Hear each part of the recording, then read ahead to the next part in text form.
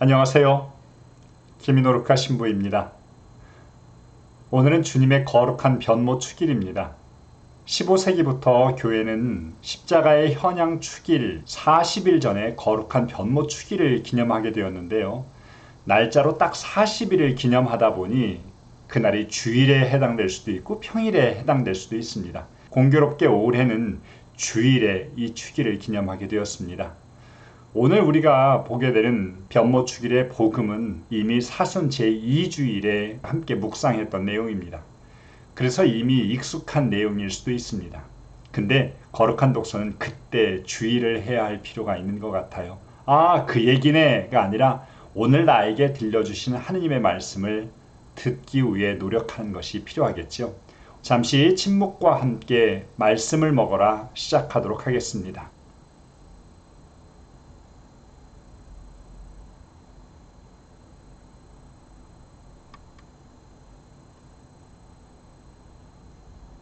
시작기도 함께 마치겠습니다. 성부와 성자와 성령의 이름으로 아멘. 말씀은 네 바로 곁에 있고 네 입에 있고 네 마음에 있다. 주님 성령의 빛으로 저희 눈을 여시어 주님의 길을 보게 하시고 저희 귀를 여시어 생명의 말씀을 듣게 하소서. 아멘. 말씀 함께 읽도록 하겠습니다. 엿새 뒤에 예수님께서 베드로와 야고보와 그의 동생 요한만 따로 데리고 높은 산에 오르셨다. 그리고 그들 앞에서 모습이 변하셨는데 그분의 얼굴은 해처럼 빛나고 그분의 옷은 빛처럼 하얘졌다. 그때 모세와 엘리야가 그들 앞에 나타나 예수님과 이야기를 나누었다. 그러자 베드로가 나서서 예수님께 말하였다. 주님, 저희가 여기에서 지내면 좋겠습니다. 원하시면 제가 초막셋을 지어 하나는 주님께, 하나는 모세께, 또 하나는 엘리야께 드리겠습니다. 베드로가 말을 채 끝내기도 전에 빛나는 구름이 그들을 덮었다. 그리고 그 구름 속에서 이는 내가 사랑하는 아들, 내 마음에 드는 아들이니 너희는 그의 말을 들어라 하는 소리가 났다. 이 소리를 들은 제자들은 얼굴을 땅에 대고 엎드린 채 몹시 두려워하였다. 예수님께서 다가오시어 그들에게 손을 대시며 일어나라. 그리고 두려워하지 마라 하고 이르셨다.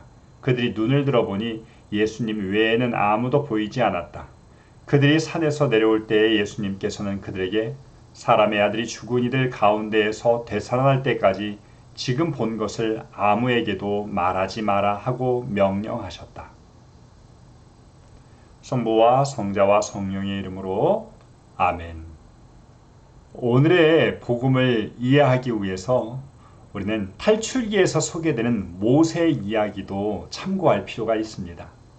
시나이 산에서 증언판을 가지고 내려오는 모세의 얼굴이 빛났다고 전하고 있지요. 오늘 예수님께서 그렇게 사람들 앞에서 얼굴도 또 옷도 환하게 빛나는 모습을 보여주십니다. 저도 오늘 이런 말 저런 말 하지 않고 그런 모습을 여러분들에게 보여주면 참으로 권위 있을 것 같은데 여러분 어떠십니까? 그런 빛남을 보고 계십니까? 저도 오늘 그렇게 주님을 따르면서 빛나는 존재가 되고자 말씀 앞으로 다가가게 됩니다. 여러분들도 말씀을 통하여 그렇게 빛을 쬐일 수 있는 그러한 시간이 되기를 소망합니다. 오늘 복음을 이해하기 위해서는 우선 16장의 내용을 참고할 필요가 있습니다. 갑자기 예수님께서 이렇게 변모하신 그 이유가 무엇일까? 앞에 단락을 보면 조금 더 자세히 그 내용을 알 수 있겠죠. 16장에서는 베드로가 예수님께 스승님은 살아계신 하느님의 아드님 그리스도이십니다 라고 하는 고백이 소개되고 있죠. 사람들이 나를 누구라고 하느냐라고 하는 것에 대한 베드로의 고백이었습니다. 그 고백을 들으신 예수님께서 당신은 예루살렘으로 가셔서 죽임을 당하셨다가 사흘날에 다시 일어나실 것이라는 말씀을 들려주시는데 베드로가 예수님을 붙잡아서 끌면서 그런 일은 결코 있지 않을 것입니다 라고 이야기하는 대목이 소개되고 있습니다. 예수님께서 누구든지 나를 따라오려면 자신을 버리고 제 십자가를 지고 따라야 한다는 말씀을 해주십니다. 십자가와 관련된 내용이 16장에서 이미 선포되고 있습니다. 17장의 내용은 이렇습니다. 우리가 영화나 연극을 만들 때처럼 장면을 조금 특징적인 부분으로 이렇게 요약해 보면 이렇습니다. 예수님께서 제자들과 함께 산에 오르십니다. 그리고 그곳에서 변모하시는 모습을 소개하고 있죠. 얼굴과 옷이 변화됩니다. 모세와 엘리야와 예수님께서 함께 대화하시는 모습이 제자들의 눈에 비치게 됩니다. 이런 광경을 보고 있던 베드로가 여기서 지내면 좋겠다고 말하지요. 마지막 장면에서는 구름 속에서 하느님께서 이는 내 사랑하는 아들, 내 마음에 드는 아들이니 그의 말을 들으라는 말씀이 선포됩니다. 예수님께서는 제자들에게 이 모든 것에 대해서 함구할 것을 명령하시죠. 오늘의 전체 내용을 이렇게 4가지로 포인트를 두어서 생각을 해본 상태에서 자세한 내용으로 들어가 보도록 하겠습니다. 예수님께서 높은 산으로 오르십니다. 마태오복음사가 강조하는 산은 하느님을 만나는 곳, 예수님께서 그들 앞에서 빛나게 됩니다. 영광의 모습을 보여주신 것입니다. 혼미백산했던 그 제자들, 가까스로 눈을 뜨고 이렇게 쳐다보았을 때 그곳에는 모세와 엘리야가 있었습니다. 모세는 율법을, 엘리야는 예언서를 대표하는 인물입니다. 이들과 대화하고 있었다는 것은 다분한 의도가 보입니다. 바로 예언서와 율법이라는 성경의 말씀이 이제 예수님께로 향하고 있다는 것을 말씀하고 계시죠. 이러한 놀라운 광경을 본 베드로가 2마디의 이야기를 합니다. 첫 번째는 여기서 지내면 좋겠습니다. 그리고는 초막 셋을 지어 엘리야, 모세, 예수님께 드리겠다고 이야기합니다. 구름 속에서 하느님의 음성이 울려 퍼집니다. 이 표현은 사실 유다인들에게는 굉장히 익숙한 표현입니다. 구약 성경에서 하느님의 현현, 다른 사람들에게 모습을 드러내는 표지가 바로 이런 구름 속에서 말씀하시는 부분이었거든요. 여러분들과 함께 묵상하고 싶은 내용은 주님, 저희가 여기서 지내면 좋겠습니다 라는 베드로의 말입니다. 베드로가 엘리야와 모세와 이야기하시는 예수님을 뵙고 드린 말씀이지요. 그동안 베드로의 이러한 말을 들으면서 우리가 약간은, 제가 오해했던 부분들도 있었던 것 같습니다. 좀 철없이 즉흥적으로 말하는 그런 베드로의 모습이 오늘도 이렇게 재현되고 있구나 라는 생각을 하게 되었던 것이죠.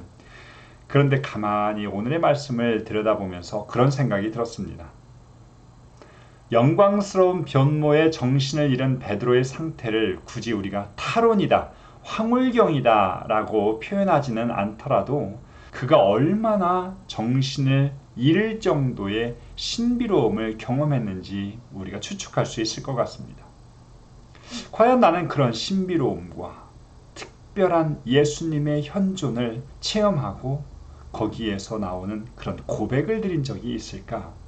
베드로의 이러한 경험은 예수님이 의도하셨던 것과 전혀 관련이 없다고 말하기 어렵습니다. 예수님은 그것을 보여주기 위해서 제자들과 함께 산에 오르셨습니다. 제자들 앞에서 얼굴이 해처럼 빛나고 옷은 빛처럼 하얘지는 모습을 보여주셨고 모세와 엘리야가 대화하는 모습을 보여주셨습니다. 이러한 모습을 본 누가 그렇게 표현하지 않을 수 있을까라는 생각을 해봅니다. 오늘도 수없이 많은 풍경들을 보기 위해서 이곳저곳을 찾는 사람들이 있습니다. 오로라의 광경을 본 사람들이 얼마나 그 순간 놀랬을까? 그리고 그냥 여기에서 죽어도 여한이 없다라는 생각을 했을 수도 있을 것 같습니다. 여러분들도 이러한 대자연의 웅장함 앞에서 그렇게 놀랬던 경험이 있죠? 가끔은 우리가 예수님의 현존 앞에서 그러한 황홀경을 느낄 필요도 있는 것 같습니다. 예수님께서 우리를 당신의 광채와 영광을 보라고 초대하십니다. 우리를 산으로 데리고 오르신다는 것이죠. 때로는 성당이라는 산, 공동체라는 산, 미사와 기도 그리고 나눔과 봉사라는 산으로 함께 오르십니다. 그 산에서 예수님은 당신의 영광을 보여주십니다. 주님께서 우리에게 영광을 보여주시기 위해서 데리고 오르시는 산과 같은 그 특별한 장소들 가운데에서 저는 2가지에 주목하고 싶습니다. 우리가 황홀경을, 탈원을 체험해야 하는 대표적인 장소들이죠. 첫 번째는 교회입니다. 이 교회 안에서 사람들이 여기에서 지내면 좋겠습니다 라는 그런 청을 드릴 수 있는 장소가 되어가고 있는가 한번 묵상해 볼 일입니다. 때로는 이곳에서 어떤 영광과 광채도 볼 수 없는, 신자들의 모임에서 어떤 빛도 볼 수 없는 그러한 장소가 되어가고 있지 않은가. 우리의 교회가 조금 더 그런 광채와 영광을 체험할 수 있는 그러한 장소가 되길 바랍니다. 두 번째는 형제애입니다. 프란치스코 교황님께서는 우리가 황홀경의 상태를 경험하는 것이 주님과의 1:1 관계에서만이 아니라 다른 곳에서도 체험할 수 있다는 말씀을 들려주셨는데, 그건 바로 형제애입니다. 우리가 다른 사람 안에 계신 예수님을 바라볼 수 있는 것, 그 예수님의 빛을 볼 수 있는 것이 바로 황홀경이라는 것이죠. 우리가 형제애를 소홀히 하면서 예수님에게서만 무엇인가 특별한 것을 보려고 하는 것, 그것은 잘못된 신앙이 되기가 쉬운 것 같습니다. 하느님의 소리를 듣고 또 하느님을 보았다고 이야기하는 사람들이 있습니다.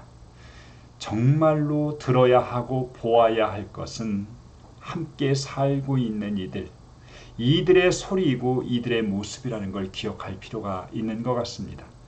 이 시대 주님의 현존을 교회 안에서 체험하고 또 형제들 안에서 체험할 수 있는 그러한 탈원, 황홀경, 주님 저희가 여기서 지내면 좋겠습니다라는 그러한 말이 내 안에서 울려 퍼질 수 있었으면 좋겠습니다. 마친 기도하겠습니다. 성부와 성자와 성령의 이름으로 아멘. 당신 말씀은 제 발의 등불, 저의 길의 빛입니다.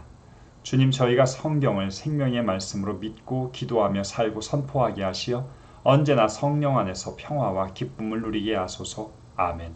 성부와 성자와 성령의 이름으로 아멘. 더운 여름 잘 보내십시오.